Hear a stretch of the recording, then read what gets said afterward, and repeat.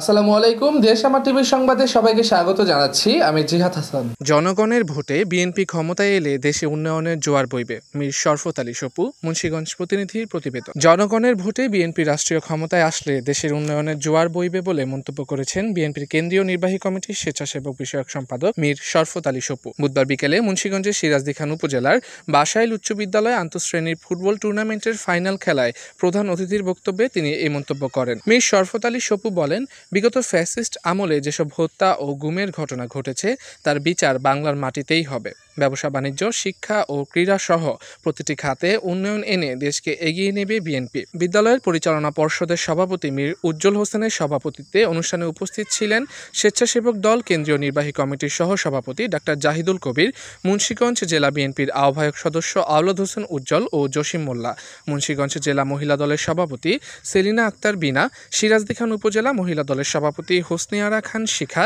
জেলা নারী ও শিশু অধিকার ফোরামের সাংগঠনিক সম্পাদক মাহমুদ হাসান ফাহাদ সহ বিএনপি ও অঙ্গ সংগঠনের নেতাকর্মীরা। ফাইনাল খেলা অনুষ্ঠিত হয় সিরাজদি খানের উত্তর রাঙ্গামালিয়ার মৌলভী মাঠ প্রাঙ্গণে। টুর্নামেন্টের আয়োজক ছিলেন বাসাইল উচ্চ বিদ্যালয়ের শিক্ষক ও ছাত্রছাত্রীবৃন্দ। মুন্সিগঞ্জ প্রতিনিধি, দেশ আমার টিভি।